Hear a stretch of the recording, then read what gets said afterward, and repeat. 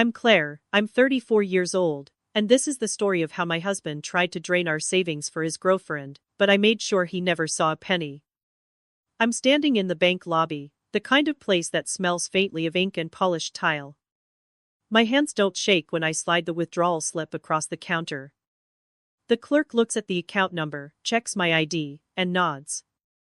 Within minutes, the savings account my husband thought he controlled is emptied into a cashier's check with only my name on it.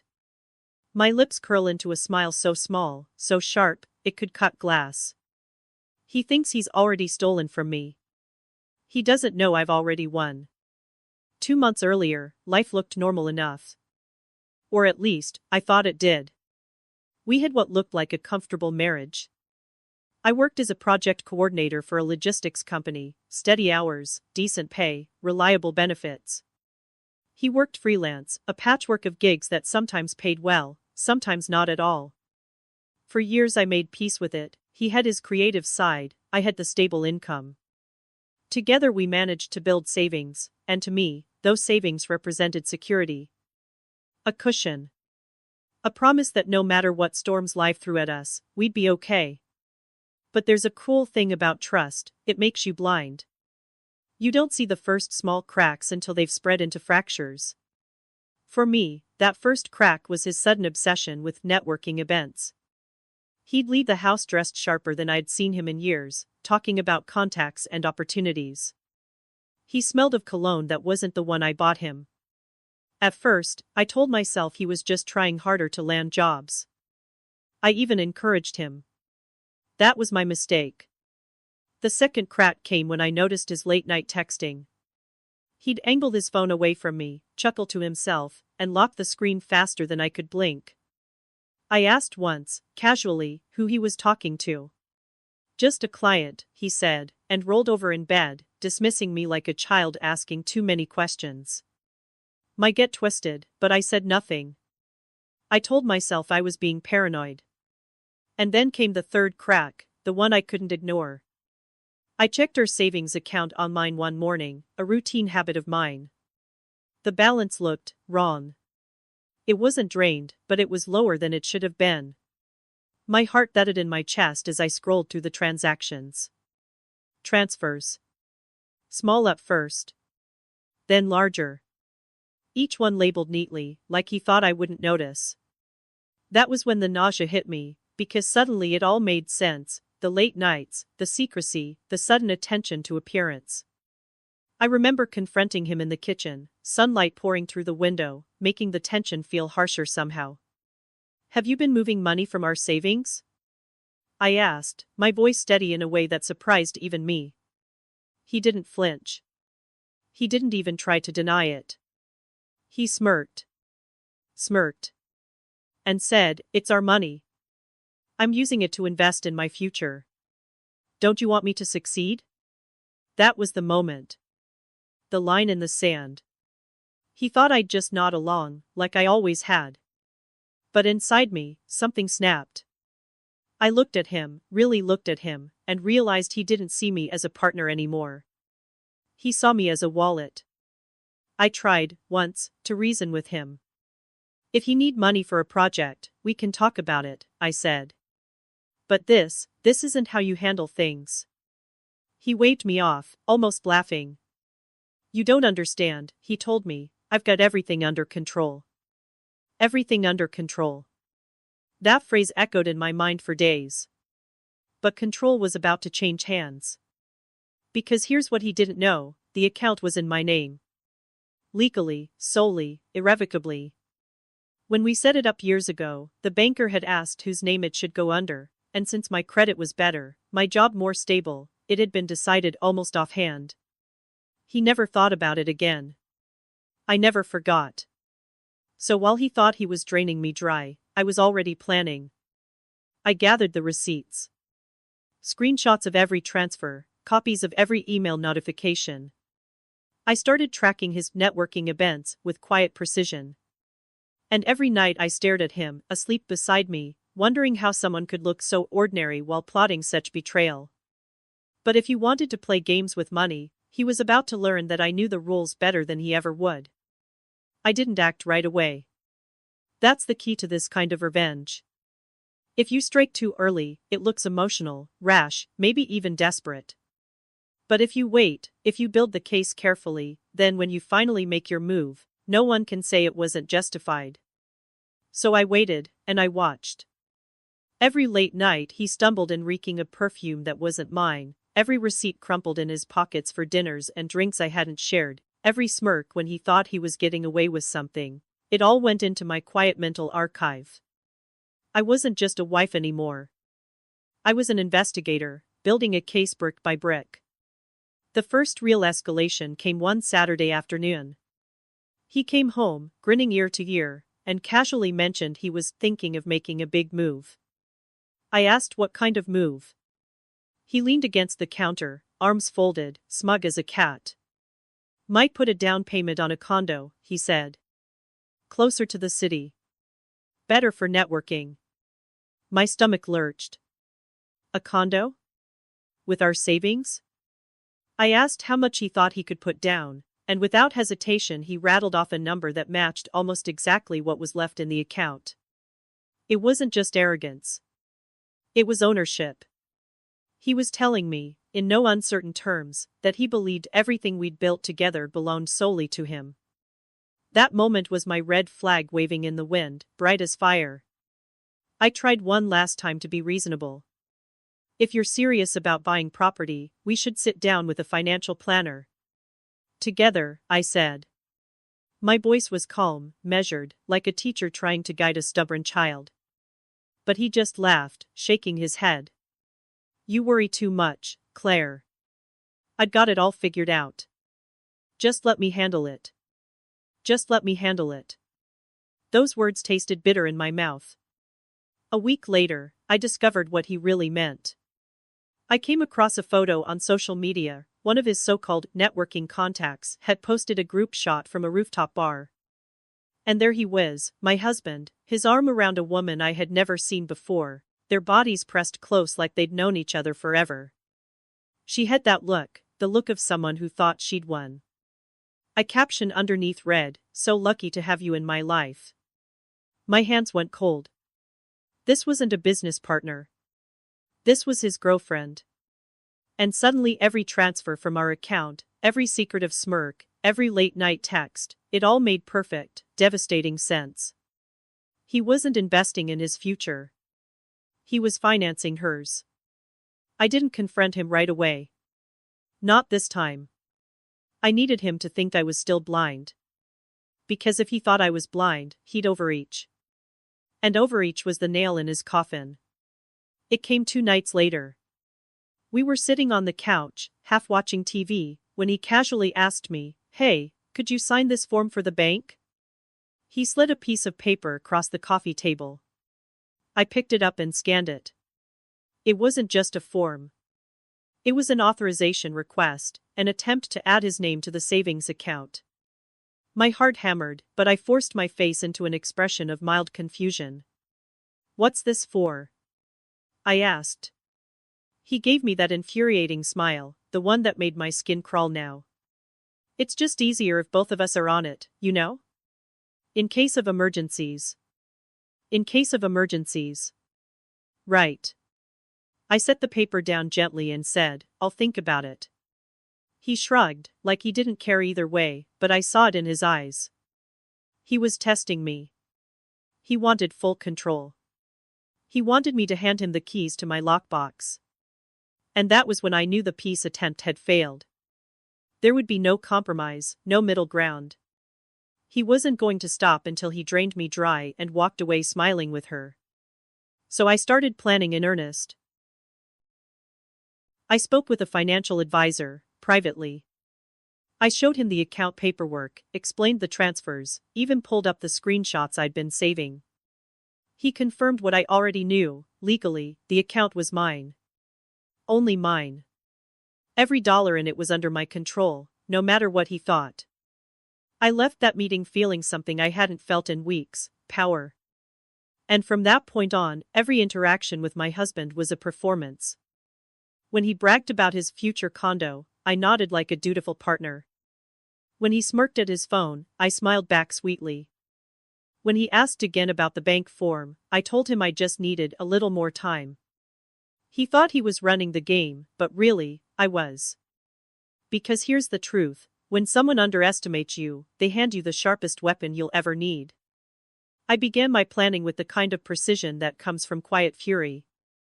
I wasn't just angry at him, I was angry at myself for missing the signs, for giving him the benefit of the doubt, for believing in a man who clearly believed in someone else.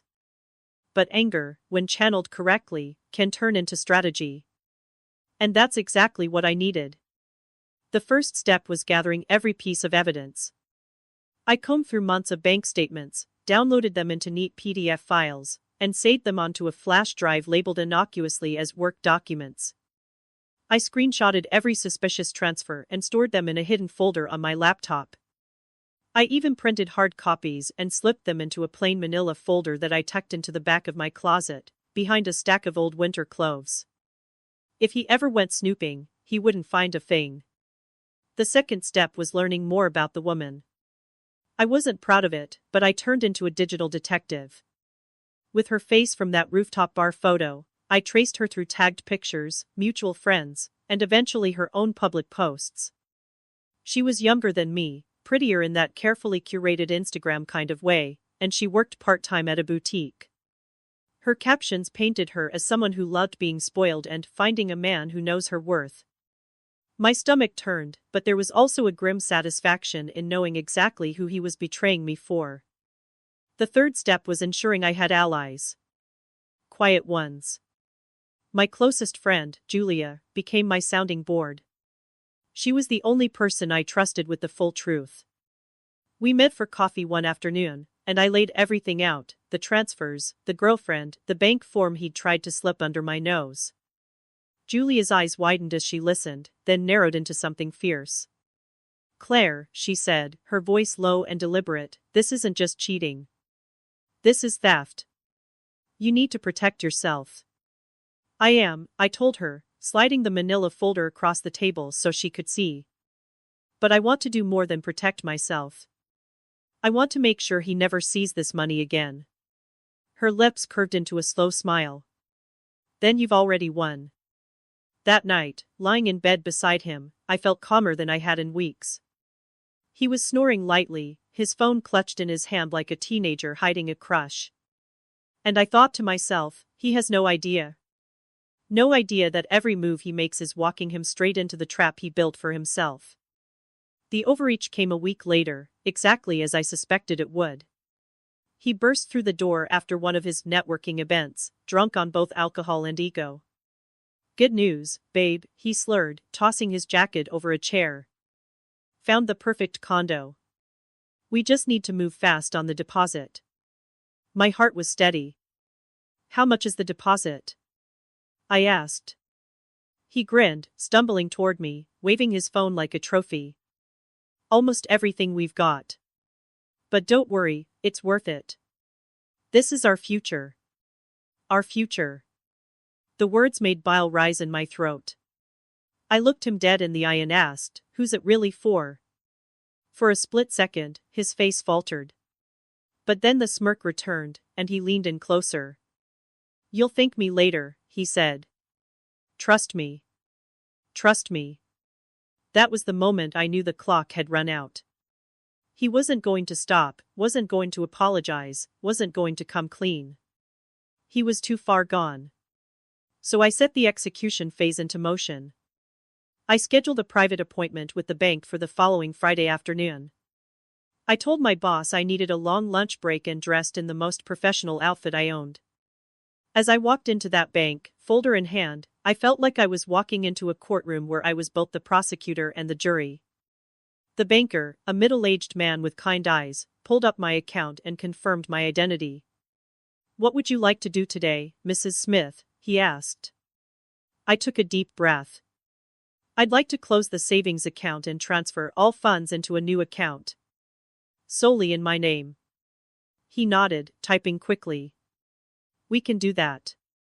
Are you aware this will leave the joint access card inactive?" I smiled. "Yes. That's exactly what I want." As the printer, word and paper slid into a neat stack, I felt the weight lifting off my chest. This wasn't just money. This was proof. This was power.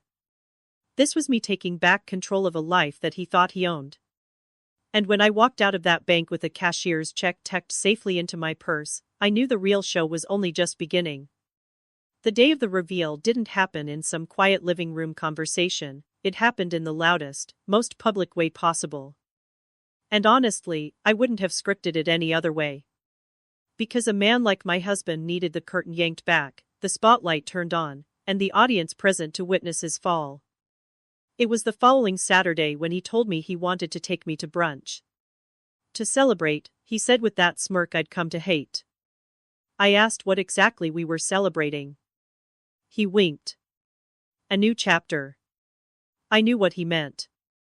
I knew he thought that by Monday, he'd be moving money to make his condo deposit with his girlfriend waiting in the wings. But I smiled and agreed, slipping into a dress I hadn't worn in years. Something about dressing the part of the oblivious wife made the performance even sweeter. The restaurant was packed, buzzing with the late morning crowd. Sunlight streamed through tall windows, catching on glassware and the polished wood of the tables. He ordered champagne, grinning like he'd already won. To us, he toasted, raising his glass. To US. I clinked mine against his, holding the moment just long enough for him to believe it. Then I reached into my purse and slid the folded bank statement across the table. His grin faltered the second his eyes landed on it. He picked it up, confusion clouding his face, scanning the page until his complexion turned chalk white. "What is this?" he hissed, voice low, but I could see the panic rising. "It's the balance of the savings account," I said calmly, my voice steady as ice. Or rather, what used to be the balance. Because now, there's nothing left. His mouth opened, then shut, like a fish gasping for air. You emptied it?" "Yes," I said simply. "Because the account is in my name. Always has been. Every cent you thought you were moving around? Every deposit you thought you could claim? They were mine. Legally. And now, they're gone." Around us, people were eating, laughing, clinking glasses. But at our table, the silence was deafening. He leaned in, whisper shouting like a man who knew he couldn't afford a scene. "What the hell did you do, Claire?" I took a slow sip of champagne, savoring it. I did what any smart woman would do when her husband is financing his girlfriend with her money. I shut it down. For once, his cocky smirk was gone. His face was red, his jaw clenched, his hands trembling on the table. "You don't understand," he sputtered.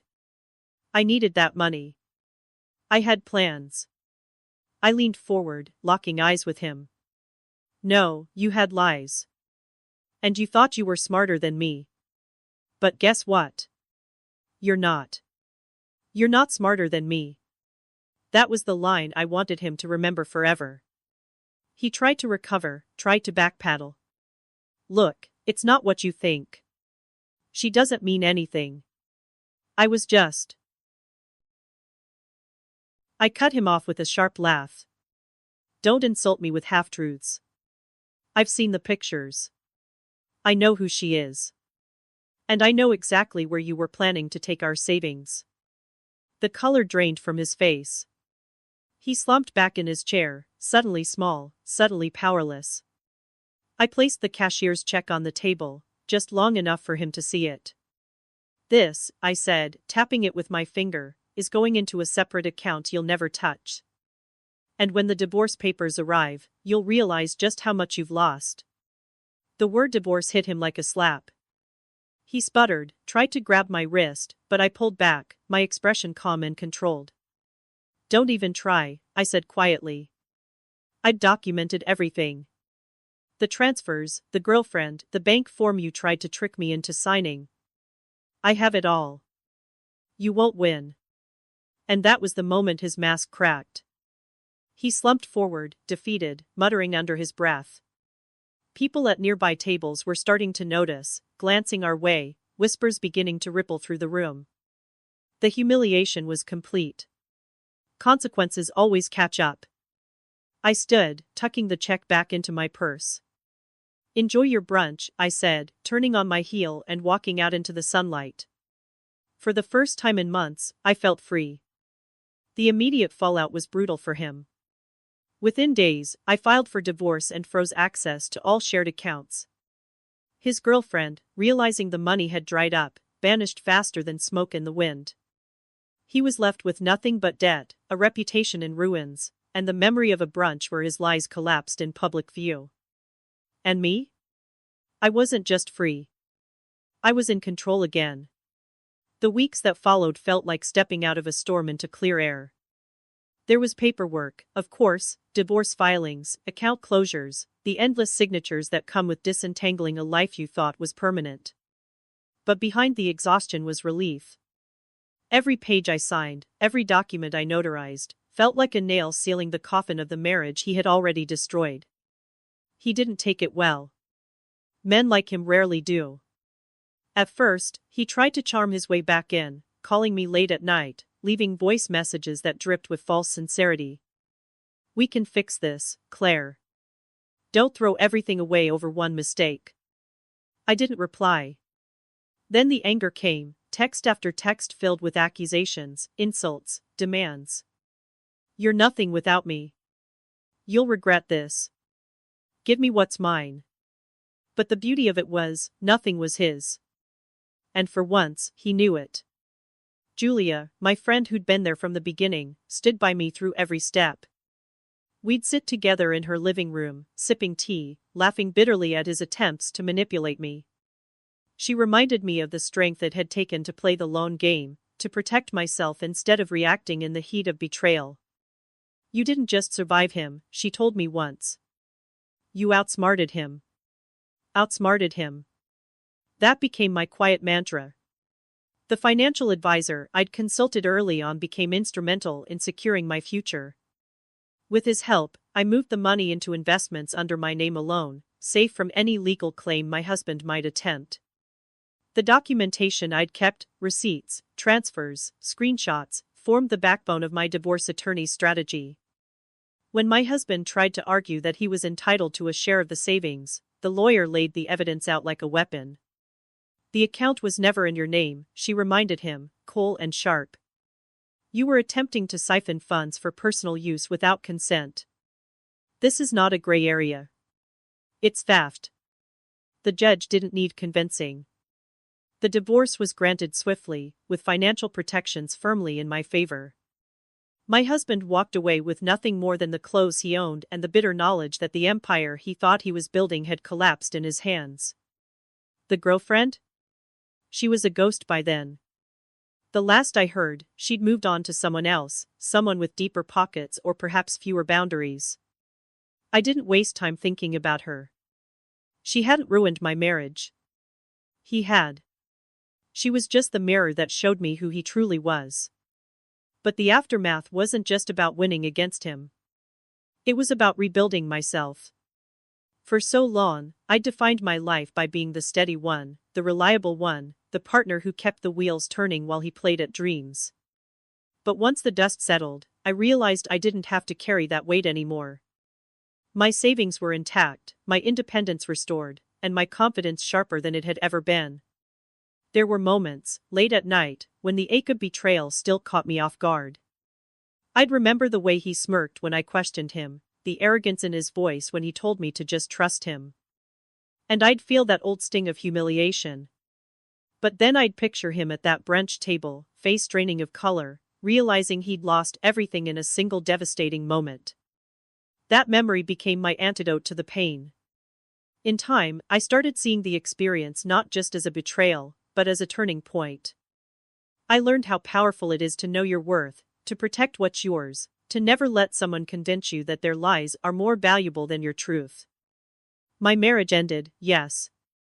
But what I gained in return was something far more precious: peace. Peace is worth more than money. And every time I log into my account now, seeing the numbers grow in safety, I remember that moment in the bank, the crisp sound of papers printing, the pen sliding across signatures. It was the sound of my freedom. Months later, I still catch myself marveling at how close I came to losing everything. Not just the money, but my dignity, my trust, my sense of who I was. If I had signed that bank form, if I had ignored the late-night texts, if I had believed his smug little speeches, I would have been left broken. But instead, I'm free. There's something almost cinematic about it, the way he started around, convinced he was untouchable, only to crumble when the receipts landed on the table. Justice doesn't always come wrapped in handcuffs or courtroom speeches. Sometimes it comes in the form of a woman who refuses to be played. Sometimes it's a quiet check slipped into a purse, a steady voice at brunch, a single line that cuts deeper than any scream, "You're not smarter than me." After the divorce, I didn't jump straight into dating or rushing to fill the empty space he left. I filled it with myself. With long walks, with books I'd put off reading, with nights spent laughing with friends who never once made me feel small. I learned that wholeness doesn't come from another person, it comes from building a life that's truly yours. Sometimes people ask if I regret marrying him, if I wish I could go back and undo it all. But I don't. Because without that storm, I wouldn't have discovered the strength I carry now.